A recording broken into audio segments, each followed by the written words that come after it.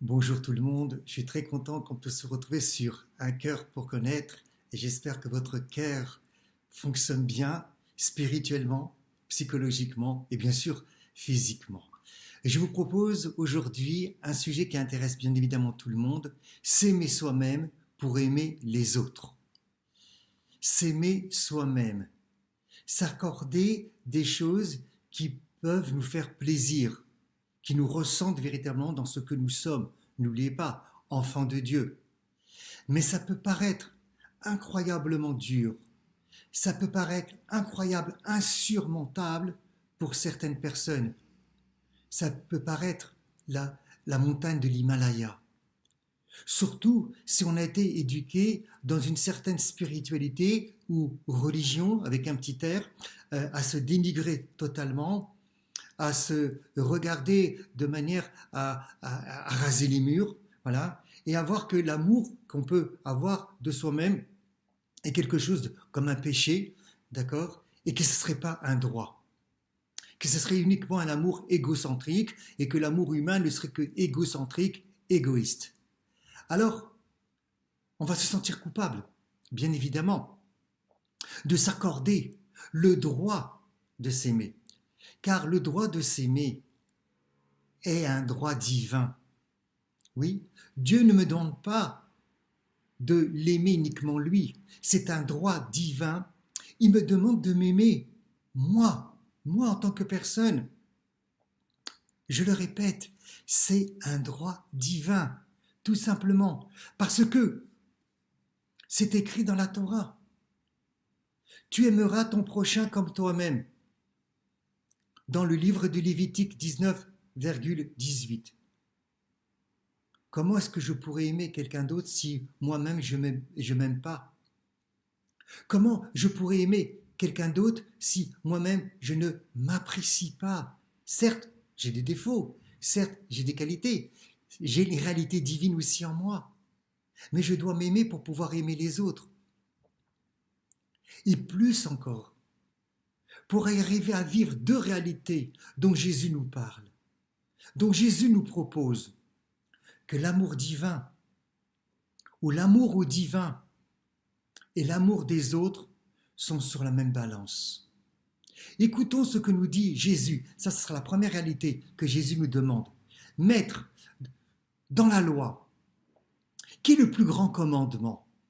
Jésus lui répondit, tu aimeras le Seigneur ton Dieu de tout ton cœur, de toute ton âme, de tout ton esprit. Et voici le deuxième commandement. Le deuxième commandement qui lui est semblable. Tu aimeras ton prochain comme toi-même. Pour ceux ou celles qui veulent aller voir les références, c'est dans l'évangile de Saint Matthieu, le chapitre 22, à partir du verset 34. Voilà. Donc nous voyons bien que l'amour du divin, ou l'amour pour le divin et l'amour pour l'autre, il est semblable. Première réalité où le Christ ou Jésus veut nous amener.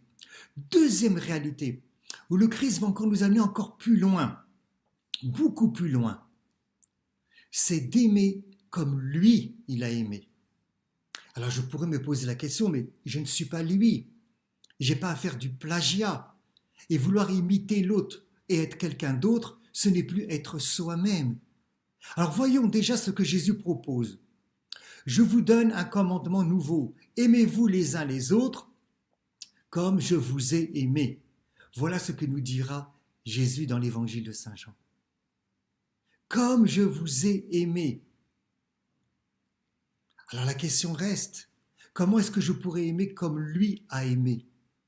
Comme lui a aimé. Mais quelle était la particularité de Jésus? Comment il a aimé Jésus?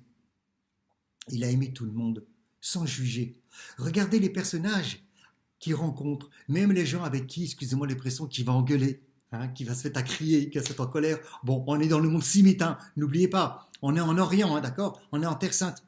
C'est de l'amour. C'est de l'amour. C'est de l'amour. Et ça, je peux le faire. Comment? D'abord en prenant conscience et en retournant à l'hébreu. La phrase que nous avons citée du livre de Lévitique, c'est « Tu aimeras ton prochain comme toi-même ». En hébreu, ce n'est pas écrit comme ça. C'est écrit « Tu aimeras ton Ve'afta les re'acha, tu aimeras les re'acha, tu aimeras ton mal qui est prochain, qui est à l'intérieur de toi, comme toi-même. Tu dois aimer la partie que tu dénigres. Tu dois aimer la partie que tu n'aimes pas. Tu dois aimer la partie qui te décentre du divin. C'est ça la phrase en hébreu, tu aimeras ton prochain comme toi-même. Ve'afta l'ereacha kamocha, l'ereacha, ton mal à toi, ton intériorité. Là, ça va très loin. Et c'est pour ça que Jésus est arrivé à pouvoir aimer les gens qui étaient totalement décentrés de Dieu, du divin, qui étaient ce qu'on appelle le mal. Nous devons aimer ce qui nous gêne intérieurement. Pourquoi ? Pourquoi nous devons l'aimer ? On pourrait dire non, je n'ai pas à l'aimer, pourquoi je devrais l'aimer ? Parce que l'amour, c'est une énergie tellement puissante qui transforme. L'amour transforme. Elle transforme. On voit bien quand une personne tombe amoureuse, elle est transformée. L'amour transforme. Donc si on veut être transformé par le divin, laissons-nous regarder par ce regard d'amour que le divin pose sur nous. Il y aura une transformation intérieure. Et à l'intérieur de nous, les choses qui nous gênent, on doit les aimer pour avoir et créer une relation et créer une transformation.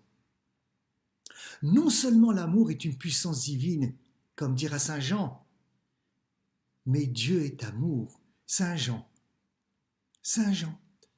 1, la première lettre de Saint Jean, le chapitre 4 et le verset 16. Dieu est amour. Dieu est amour, c'est-à-dire l'essence divine, il est amour. Et celui qui demeure dans l'amour, vous voyez, c'est demeurer à l'intérieur de l'amour. On demeure à l'intérieur du divin, nous dira Saint Jean. Et le divin demeure à l'intérieur de moi. Et donc je pourrais faire comme Jésus, même si je ne suis pas Jésus, puisque le divin demeure à l'intérieur de moi. Nous ferons peut-être d'autres vidéos. Qu'est-ce que ça veut dire concrètement ? De manière à être ancré, vraiment ici, voilà, de ne pas décoller, de ne pas être hors sol. Qu'est-ce que ça veut dire demeurer concrètement dans la vie de tous les jours, dans le quotidien, de notre quotidien ? Qu'est-ce que ça veut dire demeurer dans le divin et que le divin demeure à l'intérieur de moi ? Revenons sur l'amour. Ainsi donc l'amour me met en relation. L'amour me met en union avec l'autre, avec moi-même, avec nous-mêmes, avec toute notre réalité. C'est ce qui fait que je suis une personne. Notre corps, notre cœur, notre esprit, les choses sombres chez nous. On doit les aimer, pas pour les véhiculer, pas pour les faire partir, pour les transformer. La transformation. Les énergies, ça se transforme, tout se transforme, rien ne se perd. C'est la transformation. Notre réalité divine, comme notre réalité humaine, et même les parties sombres de notre réalité humaine, c'est une transformation qu'il faut lui apporter par amour. Notre réalité divine doit épouser notre réalité humaine. Ce sont des épousailles. Notre réalité humaine doit épouser notre réalité divine pour ne faire qu'une seule chair, qu'une seule réalité, qu'une seule personne. D'ailleurs, le mot amour en hébreu se dit ahava.